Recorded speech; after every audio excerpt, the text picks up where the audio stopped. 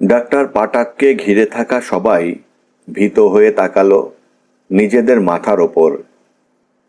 সত্যি সত্যি ওইসব অশরীরীরা মাথার ওপর চক্কর দিচ্ছে কিনা দেখার জন্যে।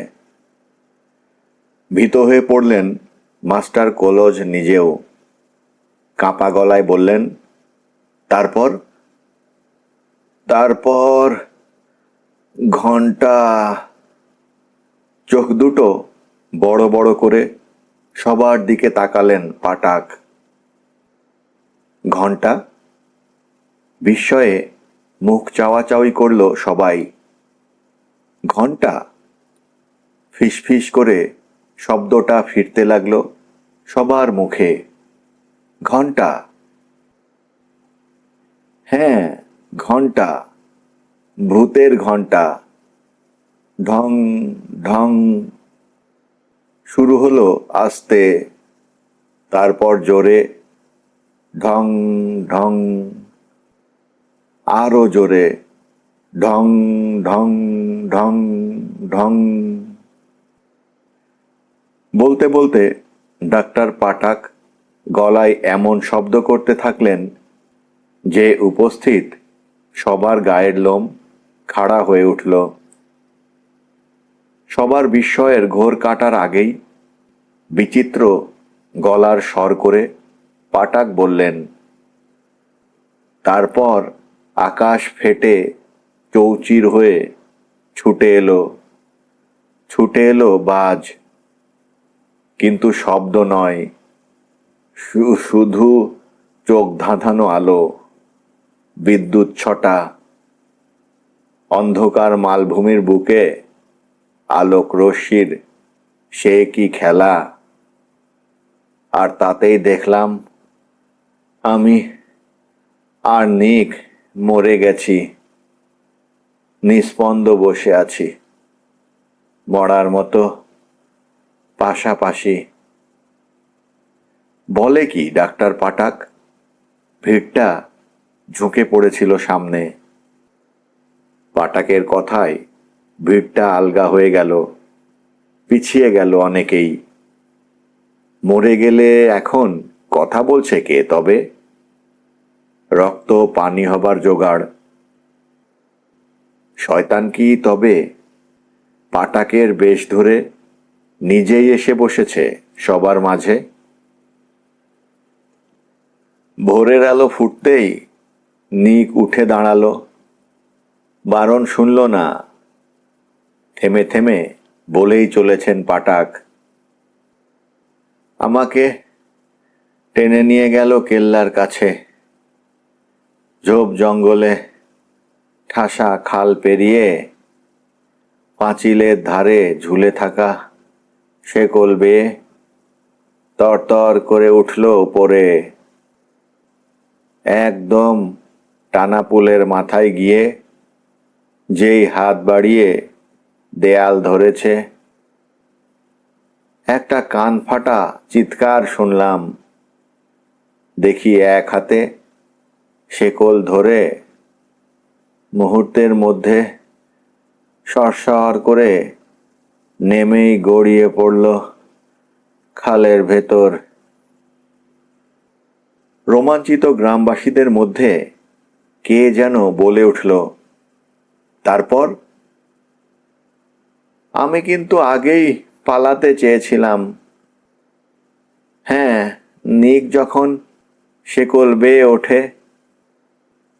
পারিনি, শয়তান শয়তান আমার পা আটকে রেখেছিল। নিক গড়িয়ে পড়তেই ছেড়ে দিল পা। আমি ছুটে গিয়ে রুমাল ভিজিয়ে নিকের চোখে মুখে জল দিলাম। বেশ কিছু পর জ্ঞান ফিরলে ওকে টেনে হিঁচড়ে কি করে যে ওখান থেকে পালিয়ে জঙ্গলে ঢুকেছিলাম জানি না। পরে বুঝলাম শয়তান ওর বাম দিকটা অবশ করে দিয়েছে। জঙ্গলে ঢুকে আর চলতে পারছিলাম না। দেখলাম কেউ আসছে। অনেক পরে বুঝলাম মাস্টার আর ফ্রিক।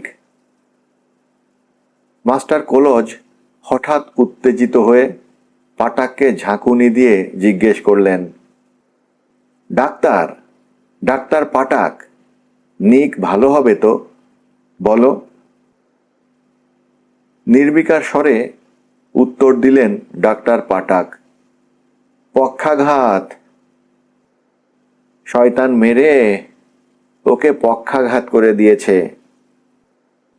এখন একমাত্র শয়তানি ওকে ভালো করতে পারবে। আমার সাধ্য নেই। এই কথা শুনে ফুঁপিয়ে কেঁদে উঠল নিকের কাছে বসে থাকা মিরিওটা।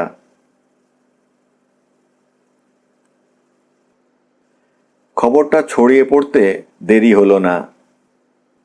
বার্স্ট গ্রামের ছোট বড় সবাই জানল নিকোলাস অল্পের জন্যে প্রাণে বেঁচেছে। ওকে কৃপা করেছে শয়তান। সতর্ক করা সত্ত্বেও নিকের আস্ফালনের উচিত শাস্তি পেতে হয়েছে তাকে। অন্য কিছু যেমন তেমন অশরীরী ভূতপ্রেত নিয়ে ঠাট্টা ইয়ার্কি করার যে কি ফল তা হাড়ে হাড়ে টের পেয়েছে নিক। অবশরীর নিয়ে পড়ে আছে, পাঁচিলের ওপর পর্যন্ত উঠেছিল, তাতেই অত রাগ শয়তানের। ভেতরে ঢুকলে তো আর প্রাণ নিয়ে ফিরতেই হতো না নিককে। এই খবরের সঙ্গে সঙ্গে একটা আতঙ্কও ছড়িয়ে পড়ল চারদিকে। সবার মুখেই এক কথা, ওই দুর্গের দিকে কেউ যেতে পারবে না, গেলে আর রক্ষে নেই কারো। মানুষের এরকম ধৃষ্টতা সহ্য করবে না শয়তান। শুধু ওদিকে যাওয়াই নয়, তেনাদের নাম নিয়ে তুচ্ছ তাচ্ছিল্য করাও কারও উচিত হবে না। ডাক্তার পাটাক তো সব তবড়ি মেরেই উড়িয়ে দিতেন। এখন বুঝেছেন মজা। কিছুক্ষণ শুধু পা আঁকড়ে ধরে রেখেছিল অদৃশ্য কোনো হাত। তাতেই ডাক্তার এখনো চোখে সর্ষে ফুল দেখছেন, উল্টো পাল্টা প্রলাপ বকছেন। ভয় আর আতঙ্কে কয়েকটা জিপসি পরিবার বার্স্ট গ্রাম ছেড়ে চলে গেল অন্যত্র। একই তাহলে বার্স্ট গ্রামের জন্যে নতুন কোনো বিপদের সূচনা? ধীরে ধীরে জনশূন্য হয়ে গেলে ভূতেরা এসে কি আস্তানা গাড়বে এই সোনার গ্রামে? রাত দিন কি ভূত প্রেত দত্তি দানো পিশাচ শয়তানরা ঘুরে বেড়াবে গ্রামের পথে পথে, হাটে বাজারে, ঘরে বাইরে? সরকারকে খবর দেয়া দরকার। ওই ভুতুড়ে গড়টাকে নিশ্চিহ্ন করে দিতে হবে। কিন্তু তাতেই কি শয়তানের হাত থেকে রক্ষা পাবে গ্রামের লোকজন? শয়তান কি তাদের আশ্রয়স্থল হারিয়ে আরও ক্ষেপে যাবে না? দেখতে দেখতে কেটে গেল 7 দিন। ভয়ে আতঙ্কে সবাই দরজা আটকে ঘরেই থাকলো। পথে নামলো না কেউ। পাছে শয়তান শুনে ফেলে, সেই ভয়ে উঁচু গলায় কেউ কথাও বলল না। শুধুই ফিস ফাস আর চমকে ওঠা। জমিতে চাষ দিতে যাবে সে সাহস নেই কারো। মেয়েরা পুরুষদের ঘরে আটকে রাখল।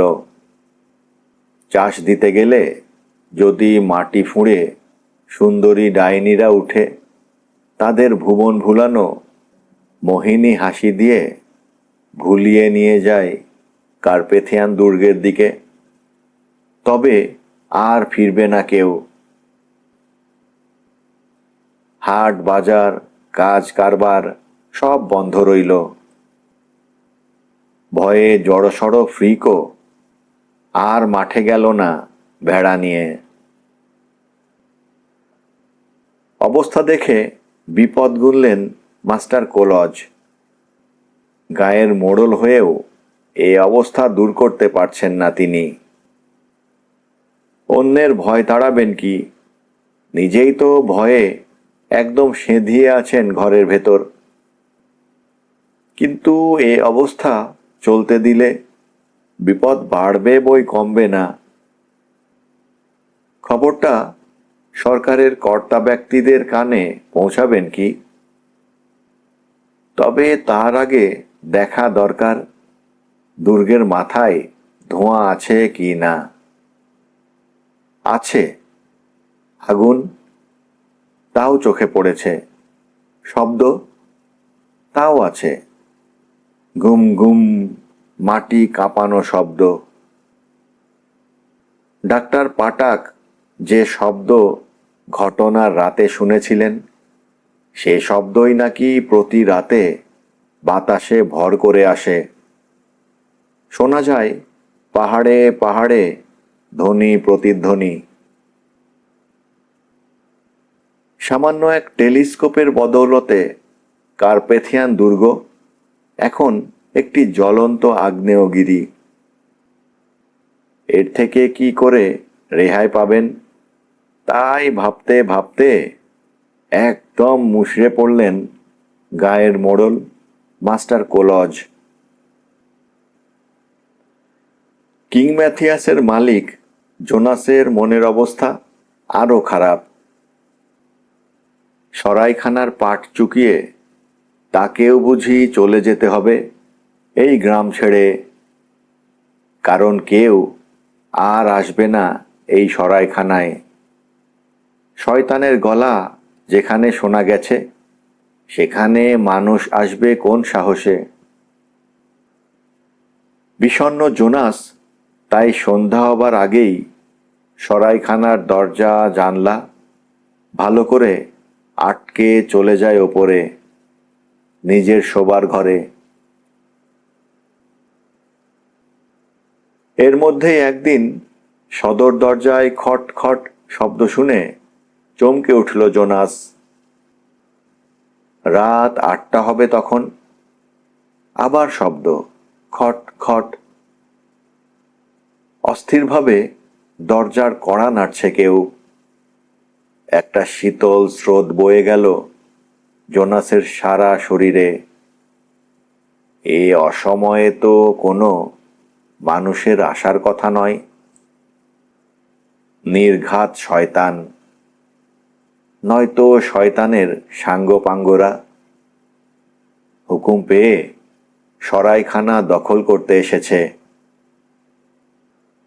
তবু কাঁপতে কাঁপতে নিচে নেমে এলো জোনাস। দরজার সামনে দাঁড়িয়ে বুঝল কারা যেন ওপাশে দরজা খোলার জন্যে অস্থির হয়ে উঠেছে।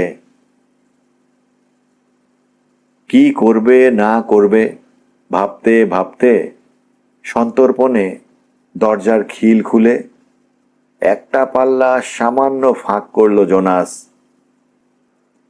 বিপদ দেখলেই দরজার খিল আটকে ছুটে পালাবার জন্যে মনে মনে তৈরি থাকলো সে। কিন্তু বাইরের অন্ধকারে কিছুই নজরে এলো না তার। ভয়ার্ত কণ্ঠে তাই শব্দ করে উঠল জোনাস, কে? আমরা। আমরা মানে কে? আমরা দুজন ট্যুরিস্ট, দরজা খুলুন। আপনারা কি জীবিত? নিঃসন্দেহে। আপনারা কি ঠিক জানেন আপনারা জীবিত? আরে মরজালা, জীবিত থাকার আবার তথ্য প্রমাণ লাগে নাকি?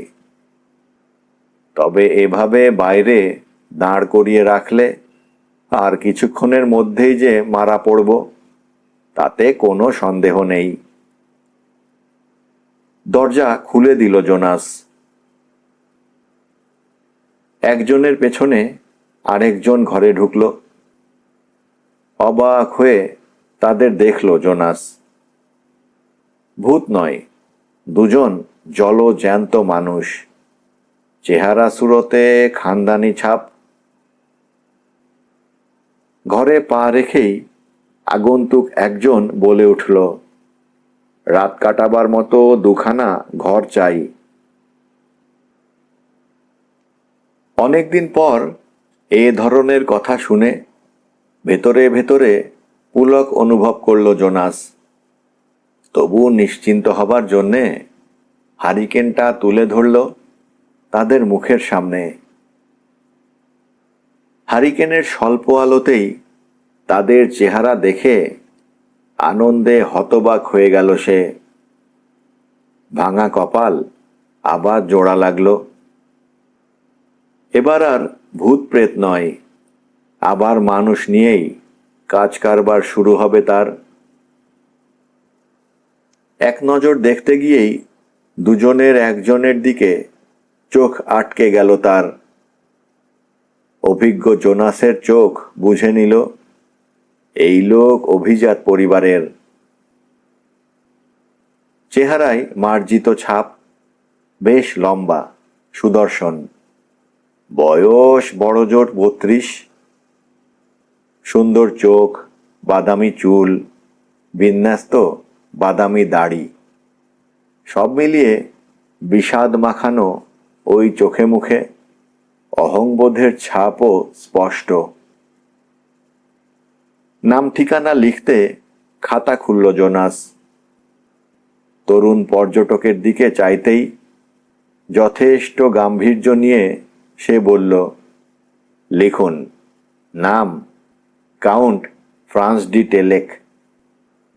ওর নাম রোজকো, আমার সঙ্গী। বাড়ি ক্রাজোয়া।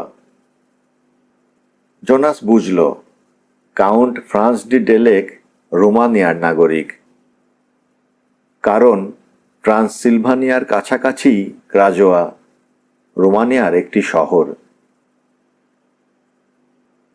খাতা বন্ধ করতে করতে জোনাস তাকালো রোজকোর দিকে। বয়স 40-এর কাছাকাছি, শক্ত সমর্থ শরীর, বেশ মোটা গোঁফ, কদম ছাঁট চুল, মিলিটারি হাবভাব, কাঁধে ঝোলা, হাতে পেঁটরা, সঙ্গে আর কিছুই নেই, একদম পাকা পর্যটক। ফ্রিক এদেরকেই দেখেছিল দিন 10 আগে রিটিজাট পাহাড়ের দিকে যেতে। পাহাড় ঘুরে এখন যাবেন সিল নদীর অববাহিকা দেখতে। মাঝে একটু জিরিয়ে নিতে এসেছেন বার্স্ট গ্রামে। ফ্রান্স ডি টেলেক জানতে চাইলেন, ভালো ঘর আছে তো? 2টো চাই। হ্যাঁ আছে। কাছাকাছি হতে হবে ঘর 2টো। হলঘরের সঙ্গেই পাশাপাশি 2টো রুম খুলে দিয়ে জোনাস বলল, দেখুন চলবে কি। জি চলবে। এতক্ষণে ভয় কেটে গেছে জোনাসের। চোখে মুখে ফুটে উঠেছে খুশির ছাপ। কিং ম্যাথিয়াসে মানুষ এসেছে, একদম রাজার জাত। দুর্নাম এবার কাটবে নিশ্চয়ই। সবাই আবার আসবে, জমজমাট আসর বসবে। আবার 2টো পয়সার মুখ দেখবে সে। এখান থেকে কোলোজভার কত দূরে জানতে চাইলেন কাউন্ট ফ্রান্স ডি টেলেক। তা হবে মাইল 50। পথ কি খুব দুর্গম? দুর্গম, কয়েকটা দিন বিশ্রাম করে গেলে অবশ্য। খাবার কি আছে? যা চাইবেন বানিয়ে দেব। মদ, ঠান্ডা মাংস, রুটি আর ডিম। আপনারা বসুন, আমি নিয়ে আসছি। তাড়াতাড়ি করবে, আধ ঘন্টার মধ্যেই হয়ে যাবে সব। প্রসন্ন হাসিতে মুখ উজ্জ্বল করে রান্নাঘরের দিকে পা বাড়ালো জোনাস। কিন্তু কাউন্টের প্রশ্ন শুনে থমকে দাঁড়ালো। কাউন্ট জানতে চাইছেন, সরাইখানা ফাঁকা কেন? লোকজন কি আসে না এখানে? ইয়ে, মানে বেশ রাত হয়ে গেছে তো, আমতা আমতা করে জোনাস। কি বলতে কি বলে ফেলবে, শেষে সব আশাই পণ্ড হয়ে যাবে তার। আরে সবে তো মাত্র সন্ধে, আড্ডা জমাবার সময়। আগে মানে পাড়াগা তো, সন্ধে হলেই সবার চোখ ঘুমে ঢুলু ঢুলু করতে থাকে। কি কথায় কাউন্টকে সন্তুষ্ট করবে বুঝতে পায় না জোনাস। আসল কথা বললেও বিপদ। এতদিন পর দুজন খদ্দেরের মুখ দেখেছে, তারাও পালাবে শেষে। তাই অভিশপ্ত সরাইখানার ঘটনা যতক্ষণ চেপে রাখা যায় ততই ভালো। এই গাঁয়ে কত লোক বাস করে? এই ধরুন 100-4 হবে। বলো কি হে, এরপরও রাস্তাঘাটে লোক দেখলাম না একজনও। সবাইকেই কি ঘুমে পেয়েছে? আগে ঘুমে পেয়েছে। না, মানে আজ শনিবার কি না, কাল ছুটি, তাই। রোজকো এসে কাউন্টের পাশে দাঁড়াতেই সেখান থেকে প্রায় ছুটে পালালো জোনাস। গাঁয়ের লোকজনদের ঘুমে তো পায়নি, পেয়েছে ভূতে। কিন্তু কোনো মতেই এসব কথা বলবে না সে। ওরা পর্যটক, একদিন হয়তো জানবে সবই। তাই বলে আগ বাড়িয়ে জোনাস বলতে যাবে কেন? ব্যবসার স্বার্থ দেখতে হবে না? কিন্তু ওই শয়তানের কথাটা আবার মনে হতেই গা হিম হয়ে এলো জোনাসের। শয়তানটা যদি আবার রাতের বেলায় বাজখাঁয় গলায় ধমকে ওঠে, তবে খদ্দের পালাতে কতক্ষণ। রান্নার এক ফাঁকে এসে টেবিলে পরিপাটি করে সাদা চাদর পাতল জোনাস। সেই সাথে আর চোখে নবাগত খদ্দেরদের মতিগতি লক্ষ্য করল সে। তারপর খাবার দিল টেবিলে। কাউন্ট আর রোজকো মুখোমুখি বসে খাবার খেলো নীরবে। মনে হলো ভীষণ ক্ষুধার্ত তারা। জোনাস কিছু কথা পড়তে চাইল, কিন্তু সুবিধে হলো না। কথায় কথায় কিছু খবরাখবর বের করার ইচ্ছে ছিল তার। খাওয়া শেষ করে হাত মুখ মুছে চলে গেল ওরা যে যার ঘরে। অগত্যা মনের ইচ্ছে মনে চেপে দুজনকেই শুভরাত্রি জানালো জোনাস। তারপর সবকিছু গোছগাছ করে রেখে নিজের ঘরে চলে গেল সে। এখন বাকি রাতটা নির্বিঘ্নে কেটে গেলেই মঙ্গল। রাতটা কাটলো ভালোই। সূর্য ওঠার আগেই বিছানা ছেড়ে নিচে নেমে এলো জোনাস। খদ্দেরদের জন্যে সকালের নাস্তা তৈরি করতে হবে। দেখতে হবে যাতে আপ্যায়নে কোনো ত্রুটি না থাকে। এদিকে সূর্যের আলো ফুটতে না ফুটতেই সারা গ্রামে ছড়িয়ে গেল কথাটা। শয়তানের হানাবাড়ি কিং ম্যাথিয়াসে ট্যুরিস্ট এসেছে দুজন। কাণ্ড কারখানা কি ঘটেছে তা দেখতে একজন দুজন করে অনেকেই এসে দাঁড়ালো সরাইখানার সামনে। কাছে যেতেও ভয়, যদি শয়তান তাদের ওপরও চড়াও হয়। ট্যুরিস্ট দুজনের ঘুম ভাঙতে অনেক বেলা হলো। পথশ্রান্তিতে কাউন্ট আর রোজকো দুজনের অবস্থাই সমান। 8টার দিকে ঘুম ভাঙার পর যার যার ঘর থেকে বের হয়ে এলো ওরা। হলঘরে কিছুক্ষণ পায়চারি করল।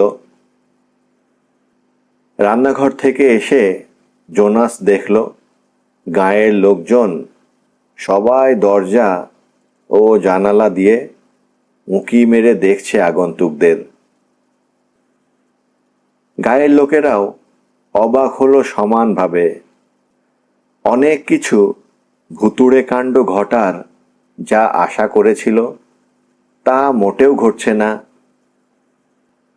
আগন্তুক দুজন দিব্যি ঘরের এ প্রান্ত থেকে ও প্রান্ত পর্যন্ত হেঁটে বেড়াচ্ছে।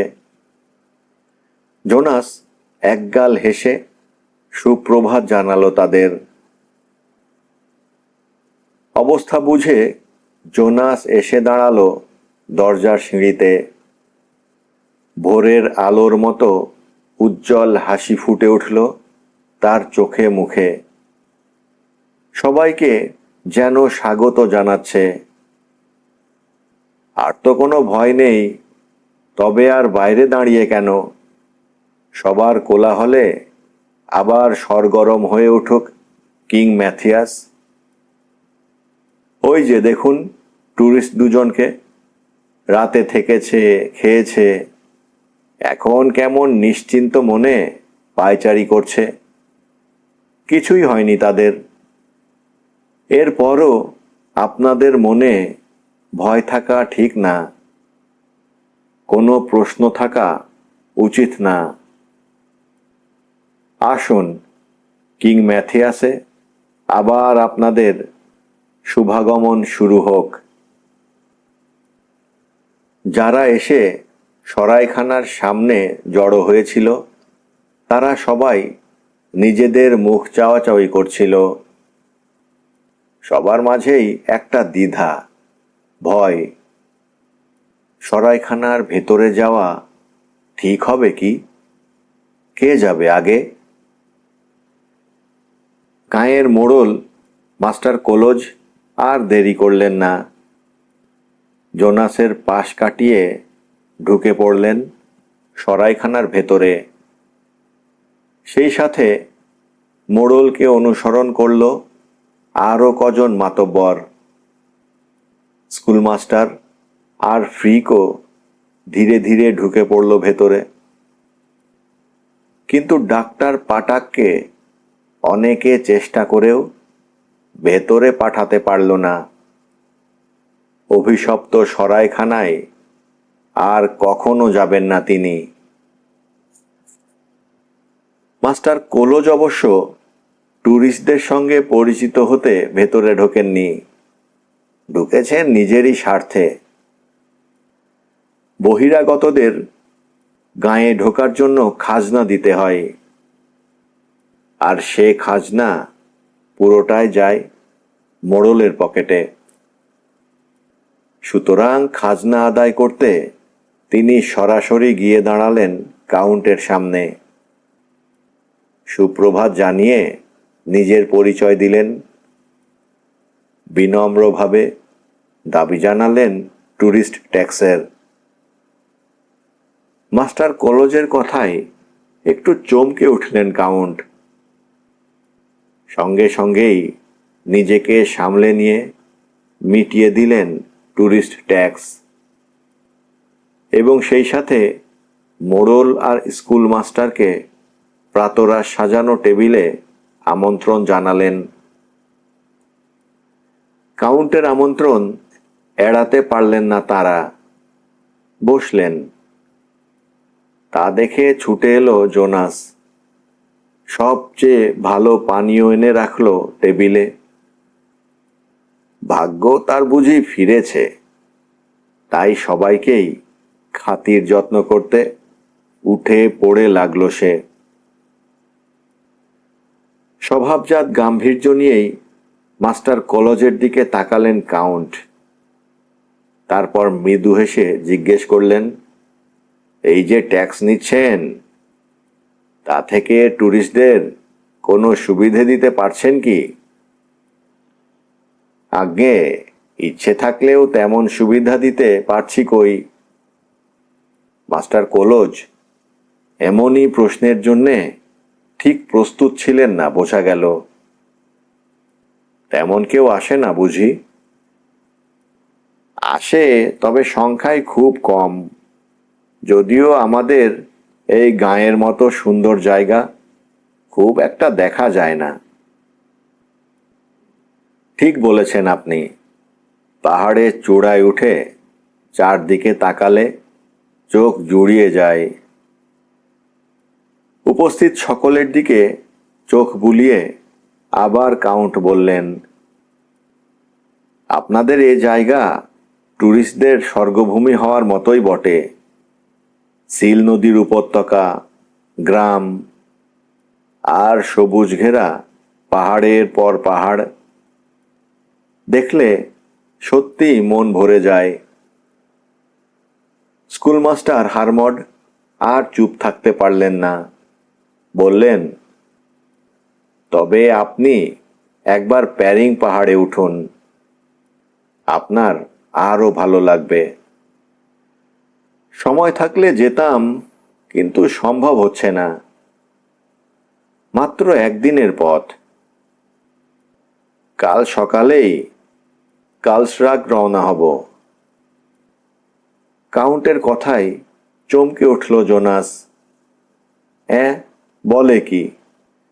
এমন পয়মন্ত দামি খদ্দের চলে যাবে কালই? আর কদিন ধরে রাখা যায় না? তাই বিনীত ভঙ্গিতে ও জানতে চাইল, স্যার, আপ্যায়নের কি ত্রুটি হচ্ছে? সত্যিই কি কাল ভোরেই চলে যাবেন? থেকেই বা করব কি? দেখবার মতো কি আছে এখানে? আছে, বিজ্ঞের মতো হেসে বললেন হারমাড। আমাদের এই গাঁখানা দেখবার মতো কম কিসে? আপনার কথা হয়তো সত্যি। আপনারাই বললেন তেমন কেউ আসে না, তাতে মনে হয় চমৎকার কিছুই নেই। মোড়লের দিকে তাকালেন কাউন্ট। মানে হ্যাঁ, ঠিকই, চমৎকৃত হবার মতো কিছু নেই। কোনো মতে নিজেকে সামলে নিলেন মাস্টার কোলজ। আর সেই সাথে তার চোখের সামনে ভেসে উঠল প্রাসাদগড়ের ছবি, ভয়াল প্রেতপুরী। স্কুলমাস্টার হারমাড মোড়লের কথার সায় দিয়ে মাথা নাড়লেন। হ্যাঁ, তা ঠিক, তেমন কিছু নেই। তক্ষুনি গলায় একটা বিচিত্র শব্দ করে আবার থেমে গেল ফ্রিক। সবাই চমকে তাকালো ফ্রিকের দিকে। সোজা সরল মানুষ ফ্রিক, পেটে কথা ধরে রাখতে পারছে না, কিন্তু মাস্টার কোলজের দিকে তাকিয়ে দমে যায় সে। নিজের মনিবের চোখ দুটো যেন জ্বলছে। সব কথা একজন ট্যুরিস্টের কানে যাওয়ার অর্থই হচ্ছে খাজনা আদায় চিরতরের জন্যে শেষ। ভুতুড়ে গ্রামে কেউ ভুলেও পা রাখবে না। তাই মাস্টার কোলজ নিচু গলায় ফ্রিককে ধমকান, তুমি একটা আস্ত গাধা, মুখ একদম সেলাই করে দেব। কিন্তু একরোখা ফ্রিক বুঝতে পারে না সত্যি কথাটা বলতে এত রাগ ঢাক কেন? নিজেও না বলে স্বস্তি পাচ্ছে না মনিবের রক্তচক্ষুর সামনে, তাই সে ভীষণ রকম উসখুস করতে থাকে। ব্যাপারটা আঁচ করতে পারলেন কাউন্ট। কিছু একটা রহস্য আছে যা বলতে চাচ্ছে না এরা। আর রহস্যের গন্ধ পেয়েই জেদ চাপল কাউন্টের মনে। কি সেই রহস্য? তাই ফ্রিকের দিকে চেয়ে বললেন তিনি, এই যে, তুমি যেন কিছু বলতে চাইছ? হুম, না না না, আমি কিছু বলতে চাই না। যা বলতে চাও না সেই কথাটা কি? আ আ- আ- মনিবের দিকে তাকায় ফ্রিক। সেটা কি অলৌকিক কিছু? অলৌকিক? শিউরে উঠলেন মাস্টার কোলজ। না না, সেসব কিছু না। একসঙ্গে বলে উঠল মাতব্বর কজন। আবার দুর্গ নিয়ে কথা। না জানি কি নতুন বিপদ ঘটে। সবার মুখের দিকে তাকিয়ে কাউন্ট বুঝলেন রহস্যটা সাংঘাতিক। ভয়ে সবার মুখই একদম রক্তহীন হয়ে আছে। ভীষণ কৌতূহলী হয়ে উঠলেন তিনি। বললেন, আহা, আপনারা এত চেপে যেতে চাইছেন কেন? বলুন না ব্যাপারখানা কি? রোজকো বলল, ব্যাপারটা হচ্ছে, এখানে একটা দুর্গ আছে, কার্পেথিয়ান দুর্গ। তুমি কি করে জানলে? এইমাত্র কানে কানে বলল লোকটা। ফ্রিককে দেখালো রোজকো। ফ্রিকের দিকে তাকালেন কাউন্ট। ঘাড় নেড়ে নীরব স্বীকারোক্তি করল ফ্রিক। প্রমাদ গুনল উপস্থিত সকলে। বার্সগ্রামের যে রহস্য গোপন রাখতে চেয়েছিল তাতে ফাটল ধরেছে। এখন ওই ফাটল দিয়েই সব কথা ফাঁস হয়ে যাবে। অবস্থা বেগতিক দেখে মন স্থির করে ফেললেন মাস্টার কোলজ। অন্য কেউ বলার চেয়ে নিজে বলাই ভালো। সেটাই করলেন মাস্টার কোলজ। সবকিছু গুছিয়ে কাউন্টকে বললেন কার্পেথিয়ান দুর্গের অদ্ভুত সব ঘটনা বলি। অলৌকিক, অশরীরী সব কাণ্ডকারখানা বলতে বলতে নিজের মনেই শিউরে উঠছিলেন মাস্টার কোলজ। সব শুনে হেসে উড়িয়ে দিলেন কাউন্ট। বিজ্ঞানে তার তেমন জ্ঞান না থাকলেও বুদ্ধি খুবই স্বচ্ছ। ওইসব ধোঁয়া আর ঘণ্টাধ্বনি মানুষেরই কাণ্ড হয়তো। প্রচণ্ড শব্দ আর আলোর ঝলক ভীতু মনের স্রেফ পাগলামি।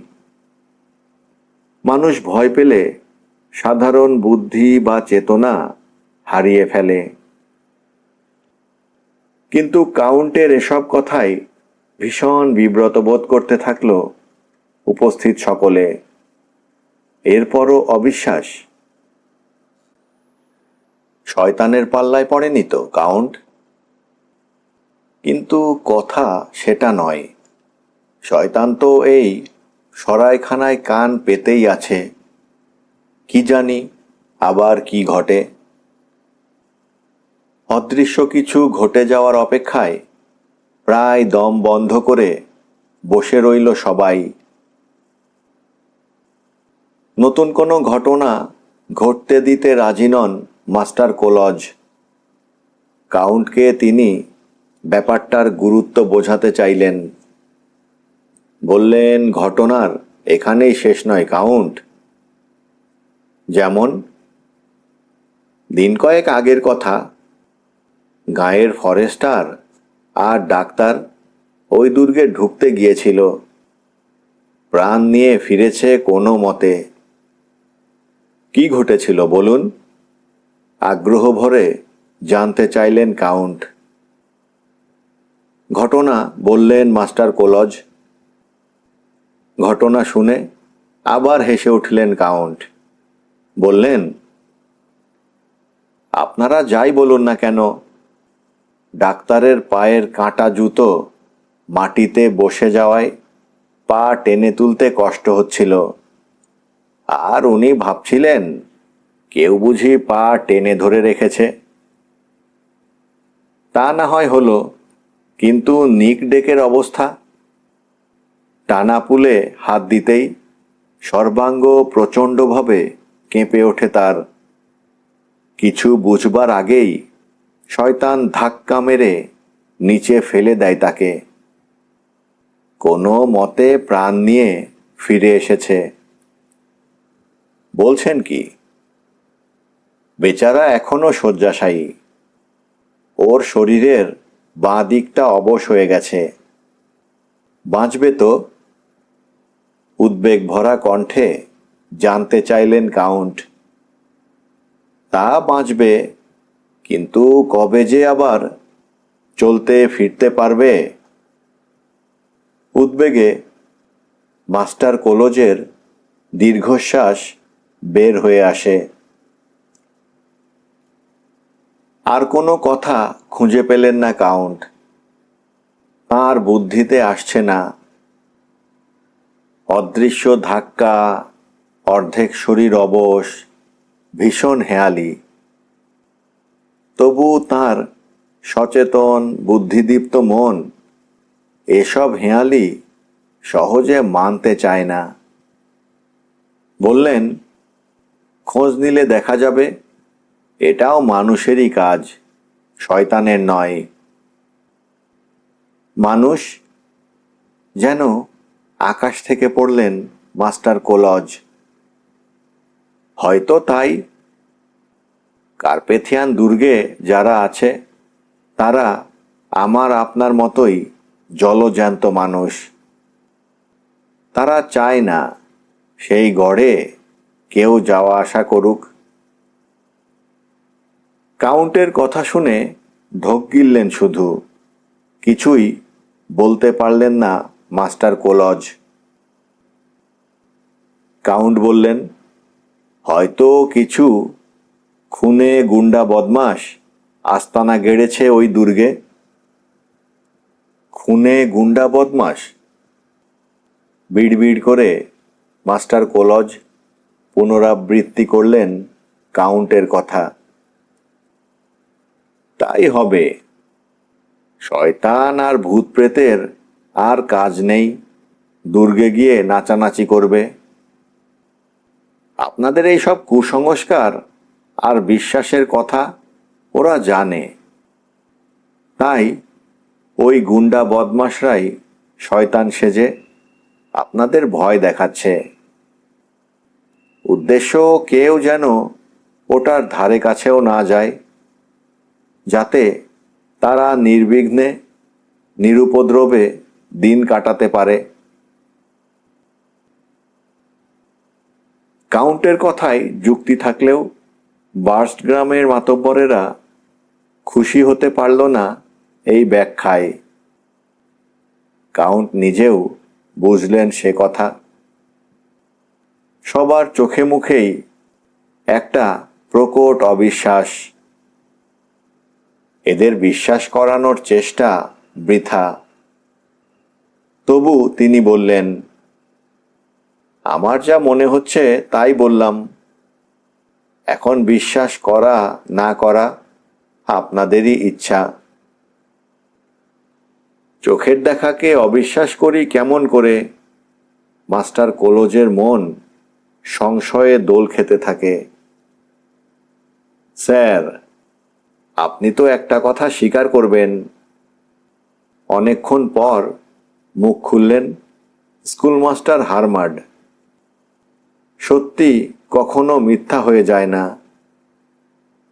সত্যি যে কোনটা তা সময় থাকলে আপনাদের দেখিয়ে দিতাম। নিজেই যেতাম কার্পেথিয়ান দুর্গে। গলায় অনুচ্চ শব্দ করে আঁতকে উঠল ঘরের সবাই। আবার আপনি যাবেন দুর্গে? আতঙ্কে কেঁপে উঠলেন মাস্টার কোলজ। নিশ্চয়ই, আপনাদের মতো ভীতু এবং কুসংস্কারাচ্ছন্ন লোকগুলোকে দেখিয়ে দিতাম। দুর্গের ভেতরে যাওয়ার পথে আমাকে বাধা দেবার সাধ্য শয়তানেরও নেই। কাউন্টের কথায় প্রমাদ গুনল সরাইখানায় উপস্থিত সকলে। এরপরও এখানে আর থাকা উচিত হবে কি না সেটাই ভাবছে সবাই। কারণ নিকের এমনই অবিশ্বাসের কথা শুনেই শয়তান সে রাতে ধমকে উঠেছিল। এখনো কি শুনছে না এসব কথা? নিশ্চয় শুনছে শয়তান। এখনই হয়তো গুরুগম্ভীর অদৃশ্য কণ্ঠস্বর ভেসে আসবে। সে কথাও বললেন মাস্টার কোলজ। এ ঘরেই নিককে কেমন শাসিয়েছিল শয়তান। তাচ্ছিল্য ভরে হাসলেন কাউন্ট। বললেন, ও সবই আপনাদের ভীরু মনের খেয়াল। না, এরপর আর থাকা উচিত হবে না। অপার্থিব অলৌকিক বিষয় নিয়ে এতটা বাড়াবাড়ি ঠিক নয়। এতটা সহ্য করবে না শয়তান। বিপদ আসার আগেই কেটে পড়া ভালো মনে করে একে একে উঠে পড়ল সবাই। ঘটনার প্রতিক্রিয়ায় সচকিত হয়ে উঠলেন কাউন্ট। প্রত্যেকের দিকেই লক্ষ্য করলেন তিনি। তারপর বললেন, আমি বুঝতে পারছি আপনাদের মনের অবস্থা। পরশু কার্লসবার্গে পৌঁছেই আপনাদের সাহায্যের জন্যে কর্তৃপক্ষকে পুলিশ পাঠাতে বলতে পারি। ওই ভুতুড়ে গড়ে পুলিশ ঢুকলেই দেখবেন সব ভূত পালিয়ে বাঁচবার পথ পাবে না। কিন্তু কাউন্টের প্রস্তাবে রাজি হলেন না গাঁয়ের মাতব্বরেরা। পুলিশ এলে শয়তান আরও ক্ষেপে গিয়ে গাঁয়ের ক্ষতি করতে পারে। ওসবে কোনো কাজ নেই। মাতব্বরদের মনোভাব দেখে হতাশ হলেন কাউন্ট। বললেন, কার্পেথিয়ান দুর্গের মালিক কারা সে কথা কিন্তু এখনো জানা হয়নি আমার। মালিক গর্তস পরিবারের ব্যারনরা, উত্তর দিলেন মাস্টার কোলজ। গর্তস পরিবার? মাথায় আকাশ ভেঙে পড়লেও এতটা চমকাতেন না কাউন্ট। মানে ব্যারন রুডলফের পরিবার? আপনি ঠিকই বলেছেন কাউন্ট। আপনি কি জানেন ব্যারন এখন কোথায়? তা আমাদের জানা নেই। সে তো অনেক বছর আগের কথা। প্রাসাদ ছেড়ে সেই যে চলে গেলেন, আর ফিরে আসেননি। কালো মেঘ যেন হঠাৎ ঢেকে দিল কাউন্ট ফ্রান্স ডি টেলেকের উজ্জ্বল মুখখানা। মুহূর্তের মধ্যে একটা থমথমে ছায়া কাউন্টকে অবশ করে দিল। হৃদয় দলিত মথিত করে অবরুদ্ধ কণ্ঠ থেকে শুধু বের হয়ে এলো একটি নাম, রুডলফ দি গর্তস।